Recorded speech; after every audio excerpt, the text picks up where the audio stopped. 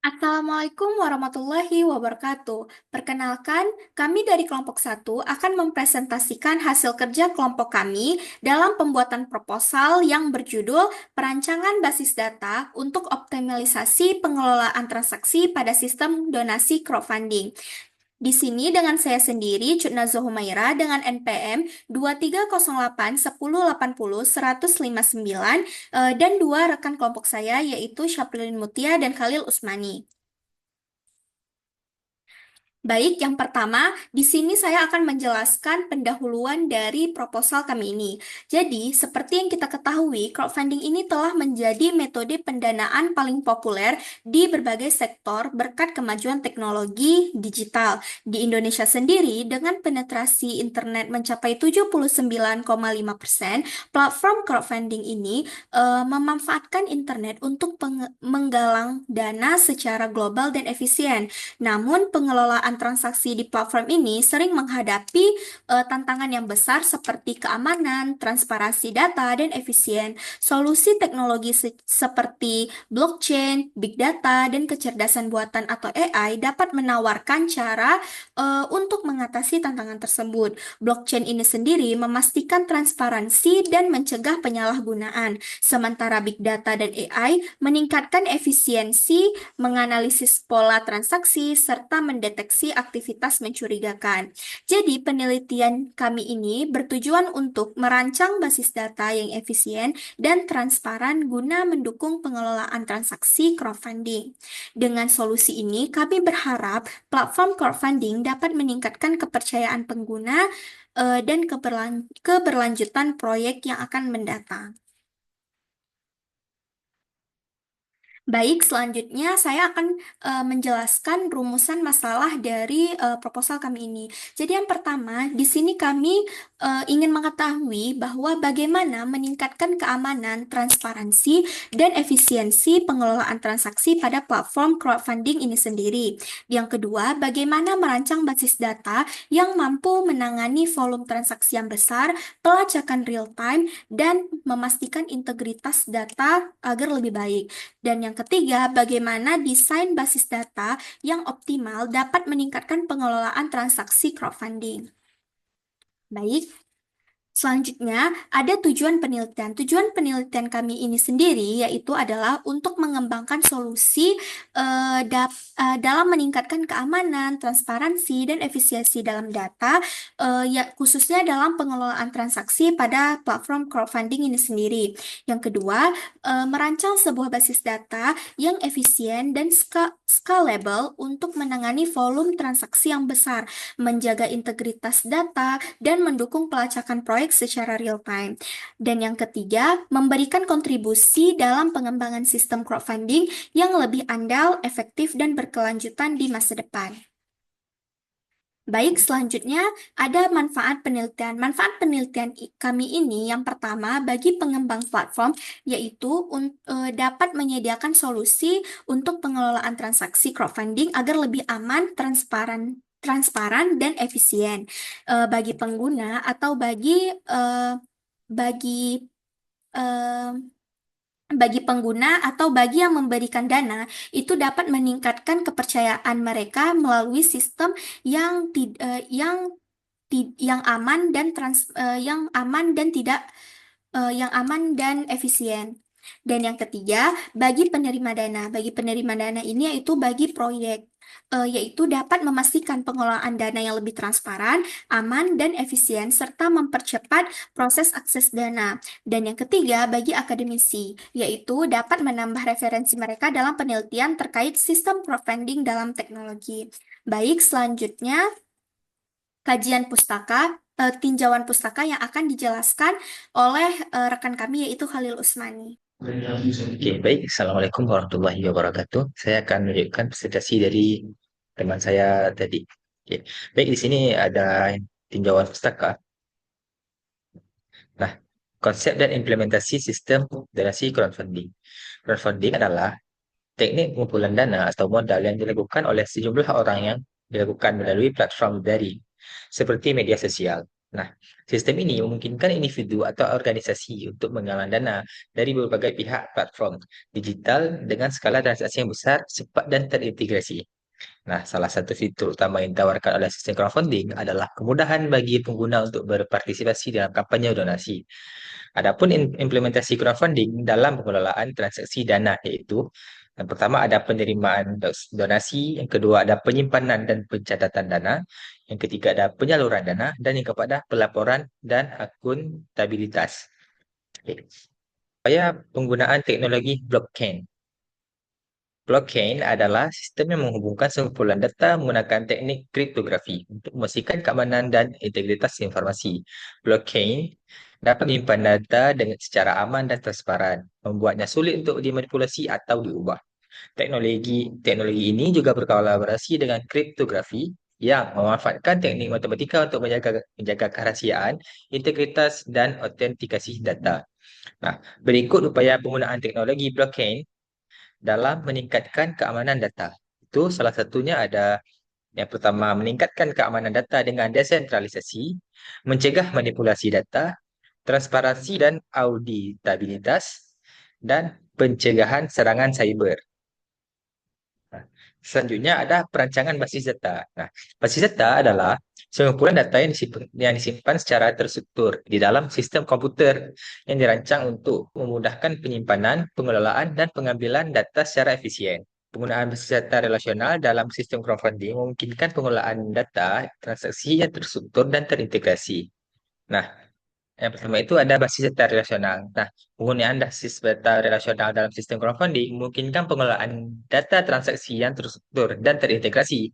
Primary key memberikan identitas untuk entitas seperti donatur, kampanye, atau transaksi. Nah, sementara foreign key menghubungkan tabel terkait, menjaga integritas, dan minimalkan redundansi data. Nah, selanjutnya itu ada prinsip dasar dalam perancangan basis data. Nah, prinsip-prinsipnya itu yang pertama ada konsisten. Nah, apa itu konsisten? Konsisten dalam basis data memastikan bahwa data yang disimpan memenuhi aturan atau batasan yang telah ditentukan sebelumnya. Nah, konsisten ini meliputi dua hal, yaitu yang pertama adalah integrasi entitas, yaitu setiap entitas dalam basis data harus memiliki identifikasi untuk melalui kunci utama atau biasa kita sebut memiliki, sehingga tidak ada duplikasi data pada tingkat entitas tersebut. Yang kedua, ada integrasi relasi, yaitu integrasi relasi memastikan bahwa hubungan antar tabel dalam basis data valid dan data yang diferensikan oleh foreign key sesuai dengan data yang ada di tabel lain. Nah, selanjutnya itu ada redundansi. Apa itu redundansi? Redundansi dalam basis data mengacu pada pengulangan data yang tidak perlu yang dapat mengarah pada pemborosan ruang penyimpanan dan inkonsistensi data. Oke, dalam redundansi ini ada beberapa hal yang dapat kita lakukan untuk mengurangi redundansi. Di antaranya satu, normalisasi. Nah, proses ini adalah membagi beberapa tabel dengan hubungan yang jelas antar tabel sehingga data tidak perlu disalin atau disimpan berulang kali. Nah, yang kedua, ada keuntungan pengurangan redundansi. Nah, keuntungannya itu yang pertama mengurangi penggunaan penyimpanan, yang kedua meminimalkan risiko ketidakkonsistenan data, dan mempermudah pemeliharaan data. Oke. Selanjutnya itu ada skalabilitas. Skalabilitas adalah kemampuan basis data untuk meningkatkan volume data atau transaksi tanpa menurunkan kinerja sistem. Nah, skalabilitas dapat dicapai dengan pendekatan utama, yaitu skalabilitas horizontal dan skalabilitas vertikal. Yang horizontal itu melibatkan penambahan lebih banyak server untuk mendistribusikan beban kerja dan sering diterapkan pada sistem yang membutuhkan kapasitas kapasitas besar seperti distribut database. Nah, yang kedua itu adalah skalabilitas vertikal. Skalabilitas vertikal itu peningkatan kapasitas server dengan menambah sumber daya seperti prosesor, memori, atau penyimpanan. Oke. Selanjutnya itu ada tahapan perancangan dalam basis data. Nah, tahapan-tahapannya itu ada 7. Yang pertama, identifikasi kebutuhan data. Yang kedua ada perancangan konseptual, yaitu membuat model abstrak. Yang ketiga ada normalisasi data, itu bertujuan untuk memastikan struktur data bebas redundansi. Yang keempat ada perancangan logis, berfungsi untuk mengonversi model konseptual ke dalam skema logis. Yang kelima itu ada perancangan fisik. Yang keenam implementasi dan pengujian. Dan yang terakhir adalah pemeliharaan. Okey, selanjutnya adalah perangkat lunak dalam basis data. Dalam sistem crowdfunding, pemilihan antara MySQL dan PostgreSQL bergantung pada skala dan kebutuhan platform. MySQL cocok untuk platform kecil sehingga menengah dengan transaksi sederhana dan volume data rendah karena menawarkan kemudahan penggunaan dan performa tinggi untuk query dasar. Sementara itu, PostgreSQL lebih ideal untuk platform skala besar dengan transaksi berat dan data kompleks. Berkat kemampuannya menangani query rumit, transaksi besar, dan skalabilitas tinggi. Dengan fitur-fitur canggih seperti dukungan transaksi dan performa konsisten pada data besar, PostgreSQL unggul untuk memastikan integritas dan berkelanjutan operasional platform crowdfunding yang berkembang sangat pesat. Baik, berikutnya itu ada studi kasus. Nah, penelitian oleh T. Rausyad Al-Faruqi 2024 mengembangkan sistem crowdfunding terdesentralisasi berbasis blockchain, Ethereum, dan smart contract yang bertujuan untuk menghilangkan peran pihak ketiga, memastikan keamanan, transparansi, dan menurunkan biaya transaksi. Nah, penelitian oleh Aditya Gunawan itu pada tahun 2021 merancang aplikasi crowdfunding menggunakan Laravel dan MySQL dengan struktur basis data untuk mengolah pengguna, proyek, dan transaksi secara transparan. Nah, selanjutnya ada penelitian oleh Muhammad Maulana Al-Fariki, Praniwa Negar, dan satu Gusti Lanang, Putra Eka Prismana tahun 2021 mengembangkan aplikasi equity crowdfunding syariah dengan payment gateway Midtrans untuk mendukung UMKM. Selanjutnya akan dijelaskan oleh teman saya Syafilin Mutia. Baik, saya Syaprilin Mutia ingin melanjutkan presentasi dari rekan saya Khalil Usmani untuk pembahasan kali ini yaitu tentang metode penelitian, di mana pendekatan penelitian. Pendekatan penelitian menggunakan pendekatan kuantitatif dan deskriptif dengan metode perancangan dan pengujian sistem. Pendekatan ini bertujuan untuk mengidentifikasi permasalahan dalam pengelolaan transaksi crowdfunding serta mengembangkan solusi berbasis teknologi untuk meningkatkan keamanan, transparansi, dan efisiensi data. Selanjutnya, ada metode pengumpulan data. Metode pengumpulan data yang kami gunakan dalam penelitian ini adalah sebagai berikut. Yang pertama yaitu ada observasi, di mana observasi dilakukan pada proses pengelolaan transaksi platform crowdfunding untuk memahami alur kerja dan mengidentifikasi masalah seperti ketidakefisienan data dan kurangnya transparansi. Selanjutnya ada studi literatur. Referensi terkait crowdfunding, basis data, blockchain, dan kecerdasan buatan atau AI dikaji untuk memahami solusi teknologi dan memahami relevansi desain sistem. Selanjutnya ada wawancara. Dilakukannya wawancara dengan pengelolaan platform, donatur, dan penerima dana dilakukan untuk menggali kebutuhan, kendala, preferensi, serta harapan terkait transparansi dan keamanan sistem transaksi. Baik, selanjutnya ada kerangka sistem.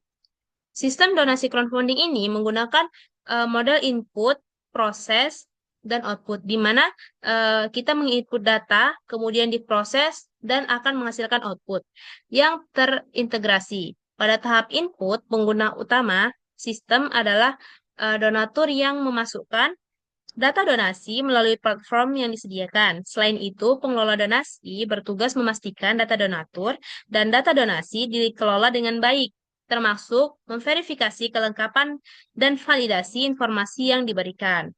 Pada tahap selanjutnya yaitu ada proses di mana donatur melakukan login ke sistem pengguna dengan ID pengguna dan password untuk mengakses layanan. Setelah berhasil login, data yang dimasukkan oleh donatur diverifikasi, kemudian dilanjutkan dengan proses transaksi donasi. Hasil transaksi ini kembali diverifikasi oleh sistem sebelum disimpan ke dalam basis data MySQL. Data yang tersimpan dalam basis data akan digunakan untuk menghasilkan output berupa informasi terkait proyek penerima donasi, dokumen administrasi yang relevan, serta laporan atau pembaruan tentang progres penyaluran donasi. Sistem ini dirancang untuk mempermudah pengelolaan data donasi dan memberikan transparansi dalam pengelolaan dana. Nah, berikut kami berikan kerangka sistem dan flowchart dari basis data MySQL. Pertama ada kerangka sistem, di mana yang pertama kali dilakukan yaitu input dari pengguna atau donatur akan menginput data donatur serta data donasi kepada si pengelola donasi. Kemudian kita lihat pada proses. Di sini pertama-tama kita melakukan input ID pengguna dan password. Nah, dari ID pengguna dan password ini diverifikasi. Apakah si pengguna telah membuat akun atau belum? Nah, setelah diverifikasi, maka lanjut kepada transaksi donasi, di mana ini akan dilakukan oleh si pengelola donasi. Nah, selanjutnya akan diverifikasi kembali apakah pengelola tersebut telah memproses data dari si pengguna atau belum. Setelah diverifikasi, maka hasil akhir akan masuk kepada database MySQL dan disimpan ke dalam data yang tersimpan. Nah, dari ID pengguna dan password ini akan menjadi em, eh, ini mengarah kepada output, di mana untuk proyek dan penerima donasi. Nah, di sini ID ID pengguna dan password kita tahu bahwa mereka lah yang memberikan donasi kepada proyek yang ini, gitu misalnya. Kemudian data ID pengguna dan password akan dicetak ke dalam bentuk dokumen. Nah, setelah itu eh, ID pengguna dan password tadi akan di akan dikeluarkan ke dalam bentuk informasi. Nah, agar lebih jelas, kita dapat melihat kepada flowchart sistemnya.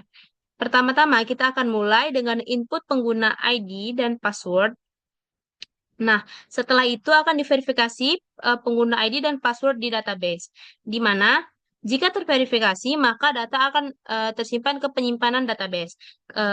Jika tidak terverifikasi, maka akan dimasukkan kembali data donatur ke dalam basis data. Kenapa tidak terverifikasi? Ada beberapa hal. Salah satunya yaitu mereka tidak melakukan eh, pendaftaran akun. Maka pengguna ID dan password tidak valid.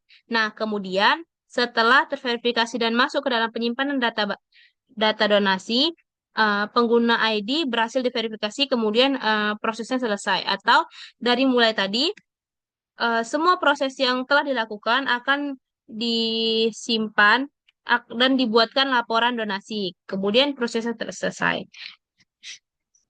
Baik, selanjutnya ada perancangan entity relationship diagram, di mana IRD sendiri merupakan alat yang penting dalam perancangan basis data digunakan untuk memvisualisasikan struktur data dan hubungan antar data dalam sebuah sistem. Nah, IRD ini bertujuan untuk memberikan gambaran yang jelas tentang alur data dalam sistem sehingga dapat mendukung pengelolaan donasi secara optimal dan terstruktur. Maksudnya gimana? Jadi kita dapat mengetahui nih data yang satu nih dia jelasnya ke arah yang mana, berhubungan dengan yang mana dan apa yang hubungan antara data yang ini dengan data yang satunya. Kemudian eh, adapun entitas-entitas yang akan digunakan dalam perancangan IRD pengelolaan transaksi pada sistem donasi crowdfunding yang kami gunakan, yaitu mencakup entitas pengguna dengan atribut seperti ID pengguna sebagai primary key-nya atau kode uniknya, kemudian ada nama, email, kata sandi atau password, dan jenis pengguna atau donatur atau penerima donasi. Nah, kemudian adapun entitas pengelola donasi dengan atribut ID pengelola sebagai primary key atau kode uniknya, kemudian ada nama dan kontak. Serta yang terakhir yaitu ada entitas proyek donasi dengan ID proyek sebagai primary key atau kode uniknya. Kemudian ada deskripsi proyek, ada target donasi, dan status proyek. Kemudian ada entitas relasi antara pengguna dengan pengelola donasi adalah entitas transaksi donasi. Jadi, dari pengguna yang menghubungkan ke pengelola yaitu transaksi donasi, di mana pengguna akan mentransaksi donasi kepada si pengelola, serta relasi antara pengelola donasi dan proyeksi donasi adalah menyalurkan donasi. Nah, setelah pengguna mentransaksi donasi kepada pengelola donasi, maka akan dikelola oleh si pengelola. Setelah selesai sistem pengelolaan akan disalurkan donasi kepada si proyek donasi. Targetnya itu kemana gitu. Di mana masing-masing atributnya dapat dilihat pada gambar IRD di samping. Nah, di sini kami memberikan IRD untuk penelitian kami, di mana yang awalnya itu dari pengguna. Nah, dari pengguna ada beberapa atribut, yaitu ada atribut ID pengguna sebagai primary key atau kode uniknya, kemudian ada nama, email, password, dan jenis pengguna. Nah, dari pengguna akan ditransaksi donasi kepada si pengelola donasi. Sebelum itu, di transaksi donasi ini terdapat berbagai atribut, yaitu ada tanggal transaksi, ada ID transaksi, ada jumlah donasi, ada ID pengguna dan ID pengelola, di mana ID transaksinya tersebut sebagai primary key atau kode unik dari si transaksi donasi tersendiri. Kemudian ada ID pengguna merupakan foreign key eh, dengan pengguna dan ID pengelola foreign key dari si pengelola donasi. Kemudian setelah ditransaksi akan dimasukkan ke dalam pengelola donasi, di mana atributnya itu ada ID pengelola, nama pengguna, dan kontak. Primary key-nya adalah ID pengelola. Setelah dikelola, hasilnya akan disalurkan melalui proyeksi, di mana relasinya itu menyalurkan donasi dan atributnya ada tanggal penyaluran, ada jumlah dana disalurkan, ada ID pengelola dan ID proyek. Di sini tidak terdapat primary key, tetapi ada foreign key yaitu ID proyek dan ID pengelola. Nah, setelah itu ada proyek donasi dan berbagai atributnya yaitu ID proyek, ada deskripsi proyek, target donasi, dan status proyek. Nah, setelah setelah si pengguna basis data ini menyalurkan donasinya kepada pengelola, kemudian disalurkan kepada proyeksi donasi. Nah, proyeksi donasinya itu seperti apa? Eh, Maksudnya itu bukan berarti hanya proyek, tidak. Kita bisa menyalurkan dana kepada siapa saja, atau misalnya ke rumah amal atau kemanapun. Digunakan IRD ini untuk mempermudah kita dan melihat transparansi data, tidak ada kecurangan apapun. Kemudian, eh, nah, kesimpulan dari proposal yang kami buat adalah perancangan basis data yang efisien dan terstruktur sangat penting untuk mengoptimalkan pengelolaan transaksi pada sistem crowdfunding dengan memanfaatkan teknologi seperti basis data relasional atau MySQL atau PostgreSQL, blockchain, dan kecerdasan buatan atau AI. Sistem dapat meningkatkan keamanan, transparansi, dan efisiensi pengelolaan dana.